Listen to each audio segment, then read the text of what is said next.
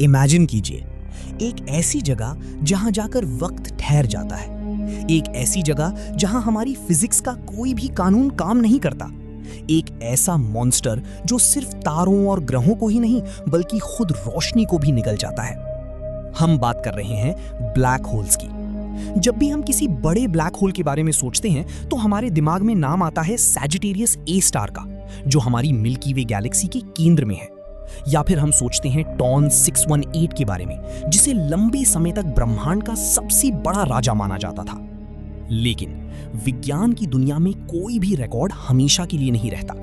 साल 2010 में वैज्ञानिकों ने अंतरिक्ष की अनंत गहराइयों में एक ऐसे राक्षस को खोज निकाला जिसने इंसानी समझ के परखच्चे उड़ा दिए। एक ऐसा ब्लैक होल जो इतना बड़ा है कि इसे सुपर मैसिव कहना भी छोटा लगता है। इसका नाम है फीनिक्स ए स्टार। ये इतना विशाल है कि इसके सामने हमारी पृथ्वी, हमारा सूर्य और हमारा पूरा का पूरा सौर मंडल धूल की एक छोटी सी कण के बराबर भी नहीं है। आज की इस मेगा डॉक्यूमेंट्री वीडियो में हम सफर करेंगे पृथ्वी से अरबों प्रकाश वर्ष दूर इस ब्रह्मांड की सबसे बड़ी महादानव की ओर। अपनी सीट की पेटी बांध लीजिए, क्योंकि आज की ये यात्रा आपके रोंगटे खड़े कर देगी।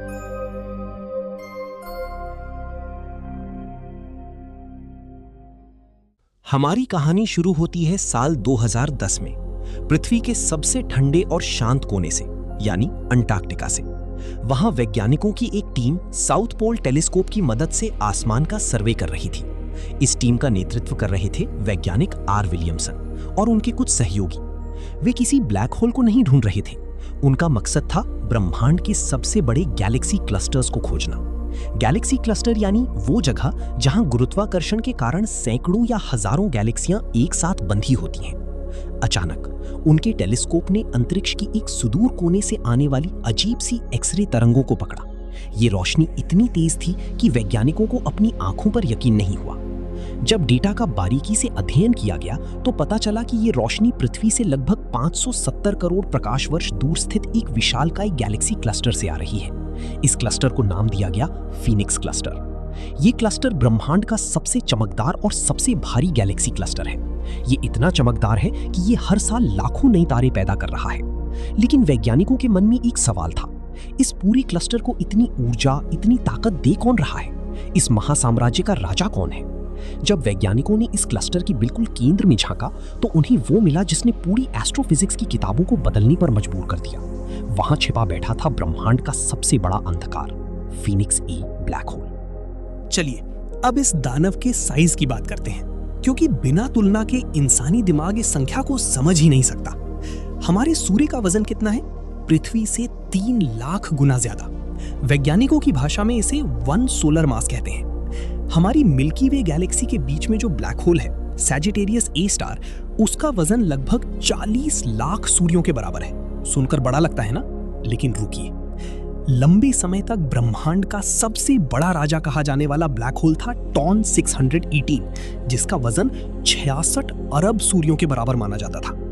लेकिन जब वैज्ञानिकों ने गणित और कॉस्मोलॉजिकल मॉडल्स की मदद से फीनिक्स ए स्टार का वजन नापा तो उनके पैरों तले जमीन खिसक गई।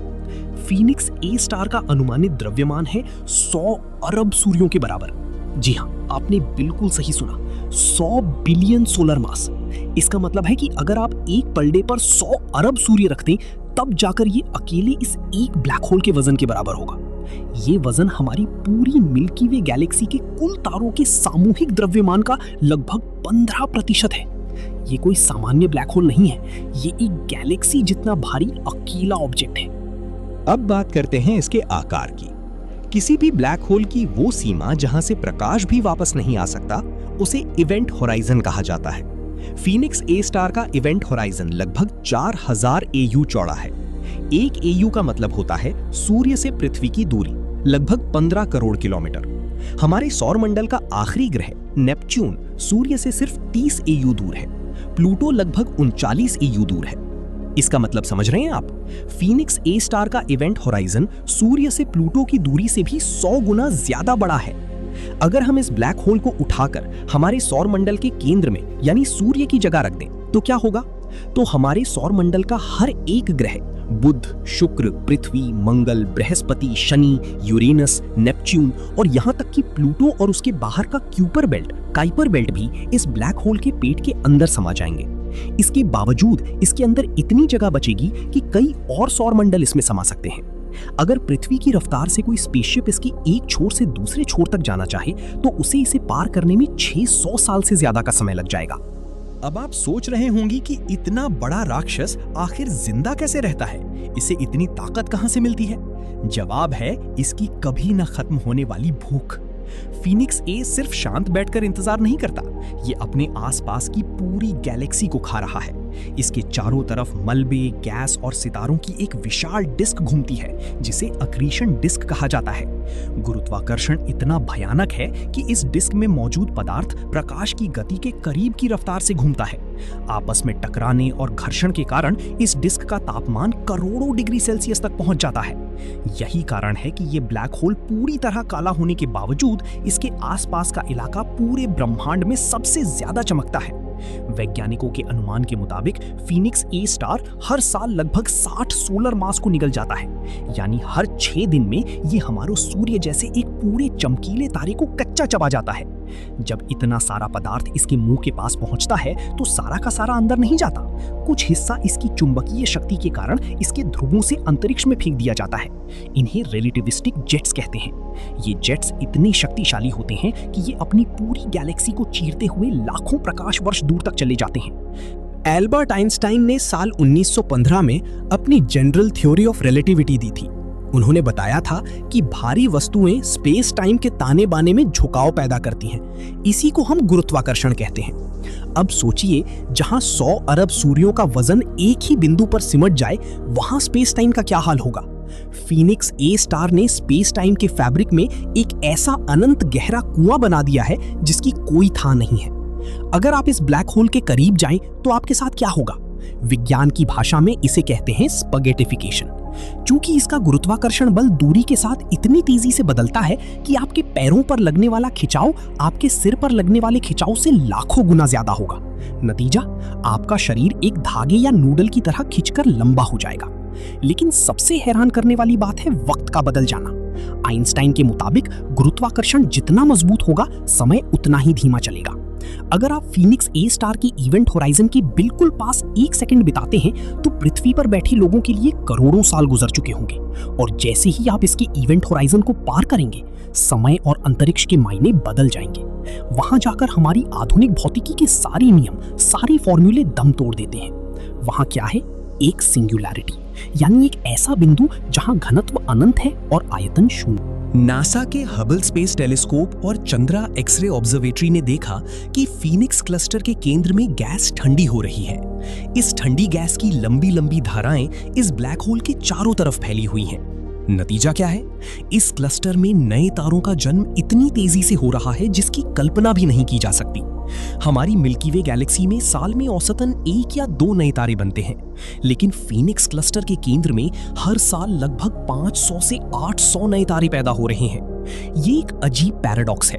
एक तरफ ब्रह्मांड का सबसे बड़ा विनाशक बैठा है जो सब कुछ मिटा देना चाहता है, और दूसरी तरफ उसी के साए में ब्रह्मांड की सबसे बड़ी लाइफ नर्सरी चल रही है, जहां रिकॉर्ड तोड़ रफ्तार से नए तारों का जन्म हो रहा है। इसीलिए वैज्ञानिकों ने इस गैलेक्सी को दी अवेकेंड गैलेक्सी यानी जागी हुई आकाशगंगा कहा है। दोस्तों, फीनिक्स ए हमसे 5.7 अरब प्रकाश वर्ष दूर है। इसका मतलब है कि आज हम टेलीस्कोप में इसकी जो रोशनी देख रहे हैं वो तब चली थी जब हमारी पृथ्वी का वजूद भी नहीं था। आज इस वक्त वहां क्या हो रहा होगा ये कोई नहीं जानता। हो सकता है ये और भी बड़ा हो चुका हो, या हो सकता है इसने अपनी पूरी गैलेक्सी को साफ कर दिया हो। एक दिन ऐसा आएगा जब ब्रह्मांड के सारे तारे बुझ जाएंगे, सारे ग्रह ठंडे होकर बिखर जाएंगे। उस परम अंधकार के युग में सिर्फ ये विशालकाय ब्लैक होल्स ही बचे रहेंगे। ये अरबों खरबों सालों तक राज करेंगे, जब तक कि हॉकिंग रेडिएशन के कारण ये खुद धीरे धीरे इवेपोरेट होकर ब्रह्मांड के आखिरी सन्नाटे में विलीन नहीं हो जाते।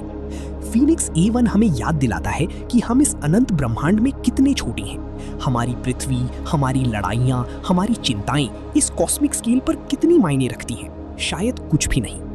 अगर आपको अंतरिक्ष की ये गहराइयां और फीनिक्स A1 की ये कहानी रोमांचक लगी तो इस वीडियो को लाइक जरूर करें और अपने दोस्तों के साथ शेयर करें। विज्ञान के ऐसे ही अनसुलझे रहस्यों को जानने के लिए हमारे चैनल को सब्सक्राइब करना न भूलें। आप इस महादानव के बारे में क्या सोचते हैं? कमेंट सेक्शन में अपनी राय जरूर लिखें। मिलते हैं अगले वीडियो में एक नए ब्रह्मांडीय सफर पर। तब तक के लिए जय हिंद और सुरक्षित रहिए।